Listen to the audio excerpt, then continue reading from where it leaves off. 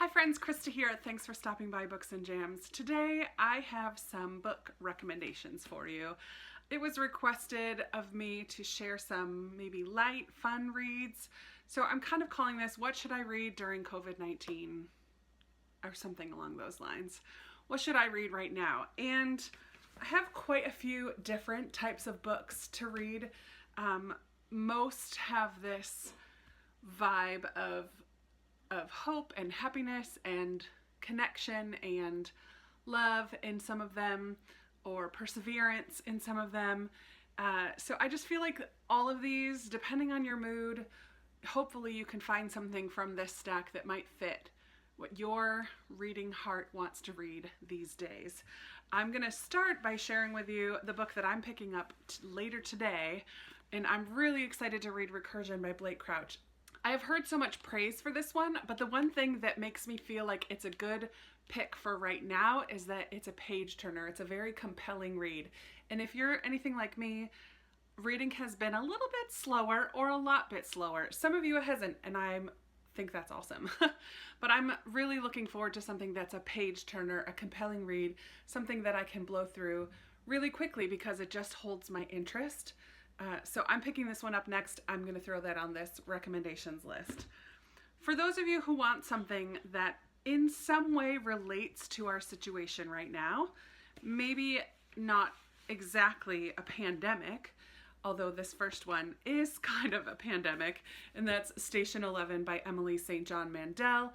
I absolutely love this book. This might hit a little close to home because in this book we follow two timelines. This first timeline is as this flu hits the world and a lot of people die. So we're kind of seeing it in action.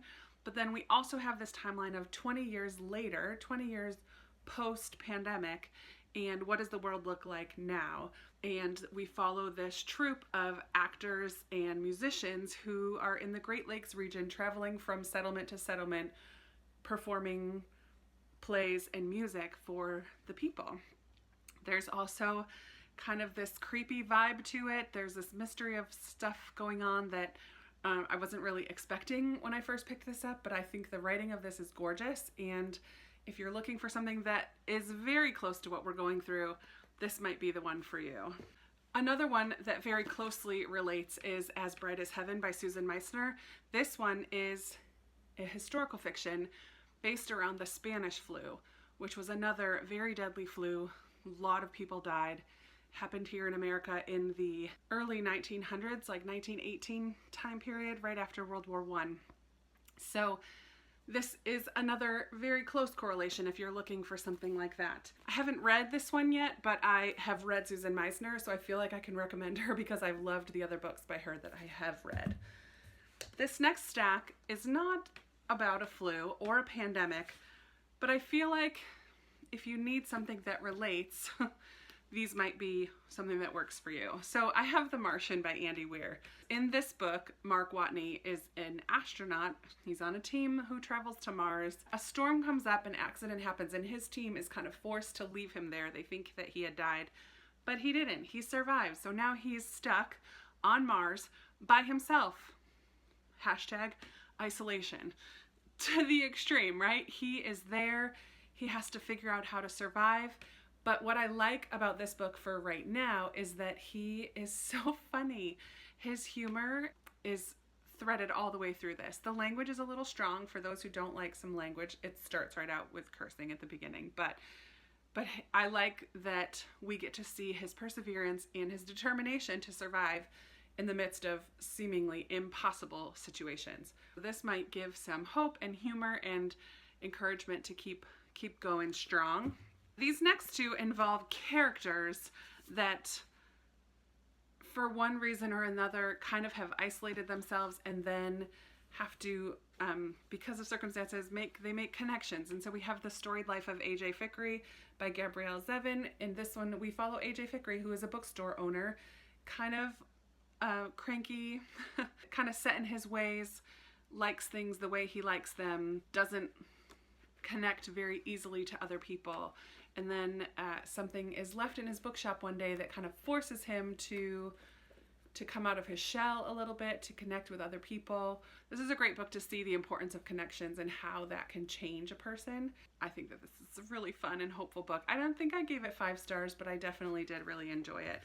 And another one is Eleanor Oliphant is Completely Fine by Gail Honeyman. This one was major on BookTube last year, or 2 years ago, I should say. And in this one, we follow Eleanor Oliphant, who is slightly socially awkward, more than slightly socially awkward. She kind of lives an isolated life by choice, and one day on her way home from work, an old man falls in the street and she helps him up along with a man from her workplace, and they start this friendship. And Eleanor, we start to learn about why she is the way she is, and she also begins to make connections with other people that change her for the better. I love this book. I think it was very sweet and funny at times, and I just think that this will be a good read for these days. The last one in this category is one that I just read in March and really enjoyed, and it's The Flat Share by Beth O'Leary. You may be thinking, Krista, this is a contemporary romance, and it is. I like that it had some depth, had quite a bit of depth to it. However, the fun thing about this one, or why I think this one relates to our situation right now, is because our main characters, Tiffy and Leon, share a flat. They work at different times of day, so they both share this 1-bedroom flat, and they begin to leave notes for each other. They don't really even meet in person until well into the book. So they have connections with other people, but as far as their relationship goes, it's kind of in isolation, and they communicate through notes, which I think is very fun. And it's not a direct correlation to where we're at right now, but it has the same kind of vibes because they don't really know each other very well, and they're just communicating through these post-it notes that they leave all over, and their relationship grows from flatmates to friendship to more. And I think that this is a very sweet book, and I loved it. I have 3 nonfiction here to talk about, and one that I just haven't heard too much about, it's a little bit older now, is An Invisible Thread by Laura Schroff and Alex Tresniowski. And in this one we follow this woman, Laura, who one day buys this kid who she thinks is homeless out on the street. She buys him a meal at McDonald's, and that strikes up this relationship that lasts for decades, and this friendship between these two, this woman and this young boy, we follow them for years and the connection that they build together. And I just think that this is important to remember, that even the smallest of gestures that we might make during these days can have lasting impact. And so I think that this is a very hope-filled, lighter read, just about the importance of connecting and looking outside of ourselves. I mean, we're kind of stuck in same old from day after day, but what is it that we can do to reach outside of ourselves and brighten the life of someone around us? And we may never know the impact that has, but I love that in this story we get to see what impact that had for these 2 people. And then for 2 books of people who overcame incredibly difficult situations, so I feel like they speak to persistence and determination and just overcoming hard times. We have Unbroken by Laura Hillenbrand, in which we follow the story of Louis Zamperini, who was an Olympic runner and then joined the Air Force during World War II.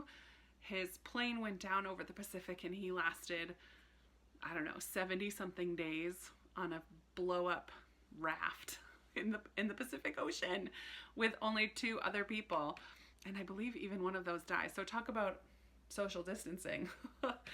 They deal with sharks and possible starvation. And when they are rescued, it is by Japanese soldiers, and they are placed in prisoner of war camps, which is a whole nother horrifying situation that he's now placed in. So we just follow Louis Zamperini through all of these ordeals, and then at the end, when he comes back to America, we kind of see how these things impact his faith and his life moving forward, and how he overcomes some awful situations. So I feel like this is a great book if you're looking for inspiration and motivation during this time. And one last nonfiction, I have I Am Malala by Malala Yousafzai.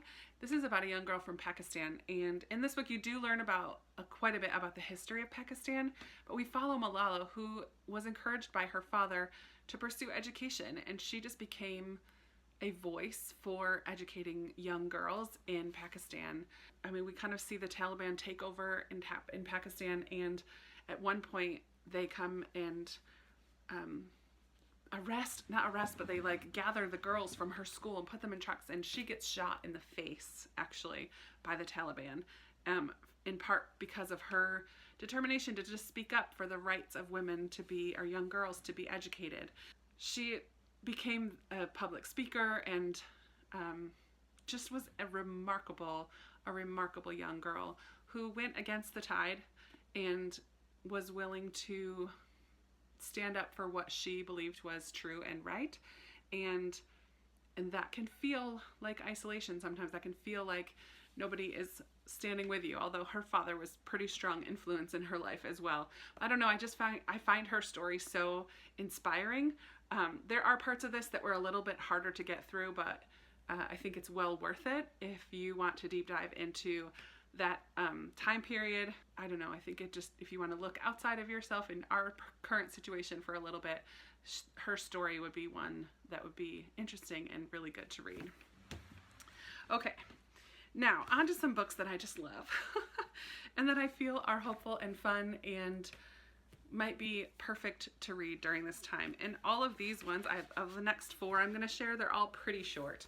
So if you need a little bit of magic in your life, I would recommend Sarah Addison Allen. This book, Garden Spells, I've read a couple of hers now, but I really liked this one. We follow this family who all have this little bit of a magic ability. We follow mainly this woman named Claire, who is definitely an introvert, but she's a caterer, and she can cook food to elicit feelings in other people. So she can control the emotions of the room, in a sense, based on how she cooks the food, which I think is very fun. She kind of is content living a quiet life, but then her loud, crazy sister, who's basically the opposite of her, who had ran away from home when she was younger, comes back to town with a young daughter, and there's a little bit of a romance. There's an apple tree who throws apples at people he doesn't like. It's the right kind of magical realism for me. I'm not a huge magical realism fan, but I definitely enjoy Sarah Addison Allen. I find her books so charming and delightful. So if you haven't read anything by her, maybe start with Garden Spells. A historical fiction that I absolutely love, and I've seen on many other people's lists of this sort lately, but The Guernsey Literary and Potato Peel Pie Society by Mary Ann Schaefer and Annie Barrows. This is a historical fiction, and it is an epistolary novel, so it's written in letters, which makes it kind of read much quicker. And I know for some people this style of structure doesn't work for them. I absolutely love epistolary novels, however. This one, even though it is set just after World War II, and we get a lot of World War II history about the Isle of Guernsey and what happened there, it has a light touch, that the horrors of World War II are mentioned, but this book is so filled with hope and love and connection.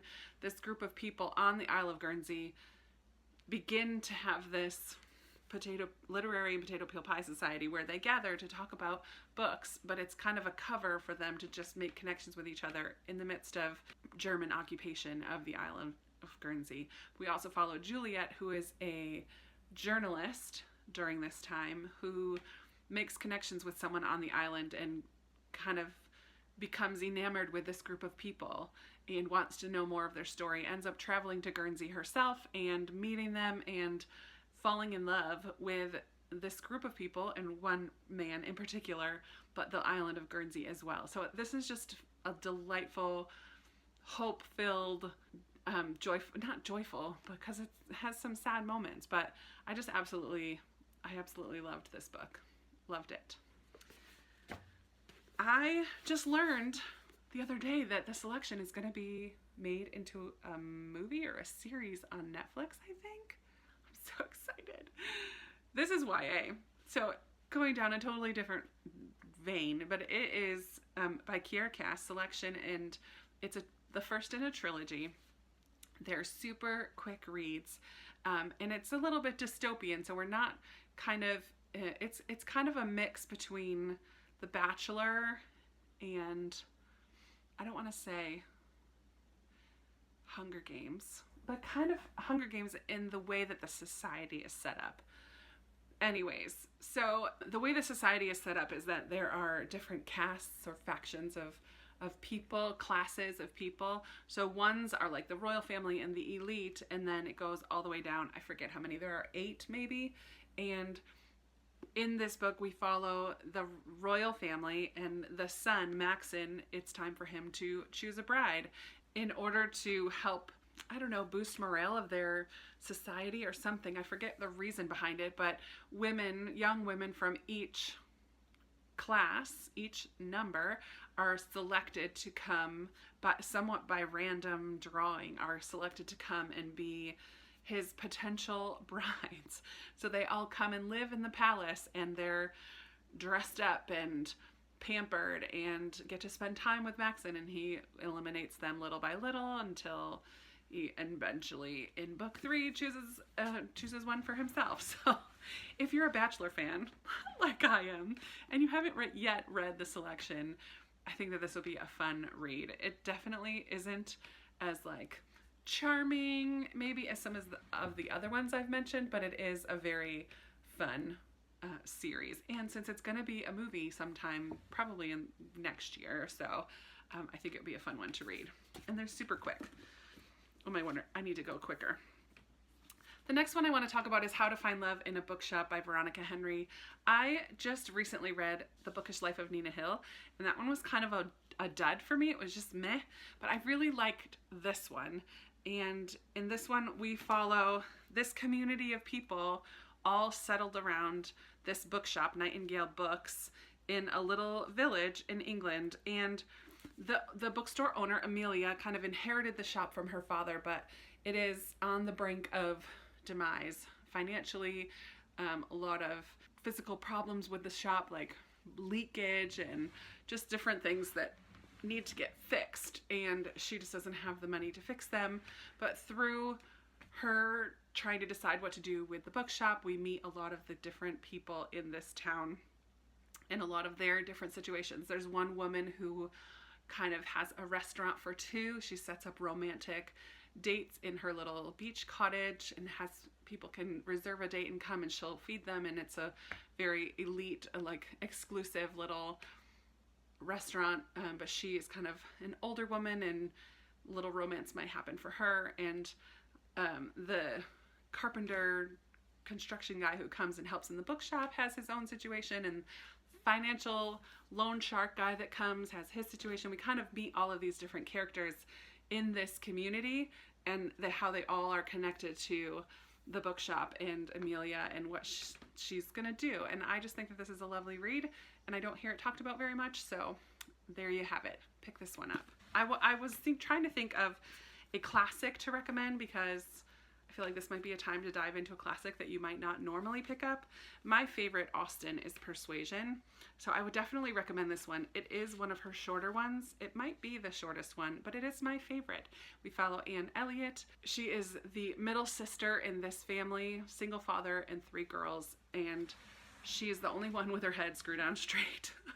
She, but in this book, when she was younger, she had this courtship with a young man, but she was talked out of it by her mentor and her family's desires, because he was not really a man of means. And so she called off their relationship, and then 8 years later this man shows back up in their lives, and he has now made something of himself. He's a captain, and we just follow the antics of this family who spend beyond their means, who are super dramatic in their psychosomatic illnesses, and Anne, who's kind of stuck in the middle of it all, trying to pacify her family and do the right thing. And I love Anne Elliot. I love Captain Wentworth. I just love this story. I find myself laughing and smiling and holding my heart. It's beautiful. But if you're not quite ready for a classic, this is a modern retelling of Persuasion, which I haven't yet read, by the book by Julia Sonneborn.